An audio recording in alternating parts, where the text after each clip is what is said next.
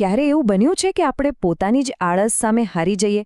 ચાલો આજે એ સમજીએ કે આ આંતરિક લડાઈને જીતીને કેવી રીતે સ્વ-સુધાર એ વિશ્વની સૌથી મોટી સેવા બની શકે છે. દરેક વ્યક્તિમાં અનંત ક્ષમતાઓ છુપાયેલી હોય છે, ખરું ને? પણ એવી કઈ એક વસ્તુ છે જે આપણને વારંવાર આગળ વધતા રોકે છે? આપણી ક્ષમતાઓનો સૌથી મોટો દુશ્મન આખરે છે કોણ? આ વિષય પર એક બહુ જ ઊંડી વાત કહેવાય છે. આળસ એ જીવતા મનુષ્યની કબર છે. જરા વિચારો, આ ક્યાં એક વાક્ય નથી, પણ એકદમ સચોટ ચેતવણી છે. એનો સીધો અર્થ એ છે કે આપણી નિષ્ક્રિયતા, આપણા સપનાઓ અને આપણી મહત્વાકાંક્ષાઓને જીવતા જ દફનાવી દે છે. તો આ આંતરિક દુશ્મન બીજું કોઈ નહીં પણ આળસ જ છે. અને એની ખાસ વાત એ છે કે બહાર નથી, પણ આપણી અંદર જ બેઠો છે. આળસ, તમે જુઓ, એ માત્ર એક ખરાબ આદત નથી. ના, એ તો એક એવી મજબૂત દિવાલ છે જે આપણી અને આપણા સપનાઓ વચ્ચે આવીને ઊભી રહી જાય છે. યુગ ઋષિના વિચારો પણ સ્પષ્ટપણે આ જ કહે છે કે જીવનમાં આપણો સૌથી મોટો મુખ્ય વિરોધી જો કોઈ હોય તો એ આળસ છે. એ જ આપણી પ્રગતિને રોકે છે, આપણને આગળ વધતા અટકાવે છે. એટલે સૌથી પહેલું અને જરૂરી કામ એ છે કે આ શત્રુને કોઈ પણ ભોગે હરાવવો જ પડે. સારું, તો જો આળસ એક સમસ્યા છે તો એનો ઉકેલ શું?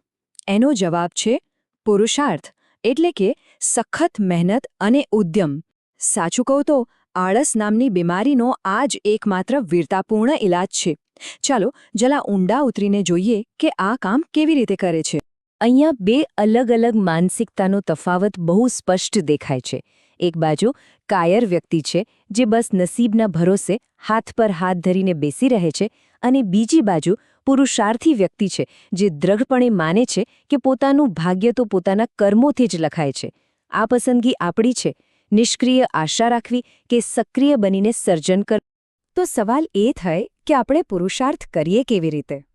આળસને જડમૂળથી ઉખાડી ફેંકવા માટેનું સૌથી શક્તિશાળી સાધન છે દ્રઢ સંકલ્પ, એટલે કે પાક્કો નિર્ણય લેવાની શક્તિ.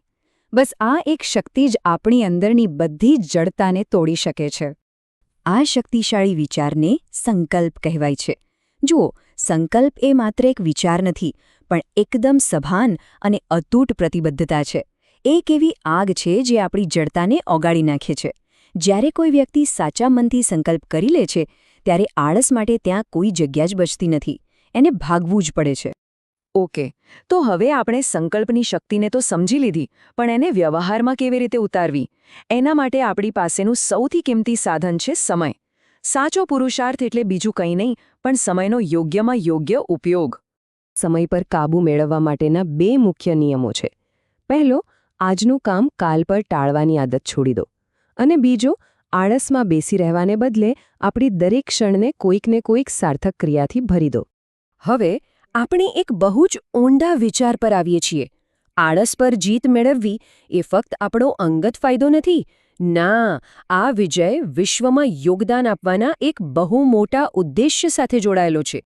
આનો મતલબ એ છે કે જ્યારે આપણે શિસ્તબદ્ધ બનીને પુરુષાર્થ કરીએ છીએ ત્યારે ધીરે ધીરે આપણા કર્મો જ આપણી સાચી ઓળખ બની જાય છે. આપણે જે યોગદાન આપીએ છીએ એ જ આપણી પરિભાષા બની જાય છે. એટલે જ કહ્યું છે કે સ્વનિપુણતા એ સેવાનો સર્વોચ્ચ પ્રકાર છે. આ પ્રેરણાદાયક વાક્ય તો સૌ કોઈએ સાંભળ્યું જ હશે. આ ફક્ત શબ્દો નથી, પણ પોતાની મહેનતની યાત્રા શરૂ કરવા માટેનું એક શક્તિશાળી આહ્વાન છે, એક આમંત્રણ છે. આ સમગ્ર ચર્ચામાં જે જ્ઞાન અને પ્રેરણા છે તે આદરણીય પંડિત શ્રી રામ શર્મા આચાર્યજીના ગહન વિચારોમાંથી લેવામાં આવી છે, જે આ સંદેશને એક અલગ જ ઊંચાઈ અને વિશ્વસનીયતા આપે છે. તો અંતમાં ચાલો આપણે સૌ આ એક પ્રશ્ન પર મનન કરીએ. આપણા સંઘર્ષોને એક મોટા હેતુ સાથે જોડીને જોઈએ. કારણ કે યાદ રાખજો, જ્યારે આપણે આળસ પર વિજય મેળવીએ છીએ ત્યારે માત્ર આપણો સુધાર નથી થતો, પણ આખા વિશ્વની સેવા થાય છે.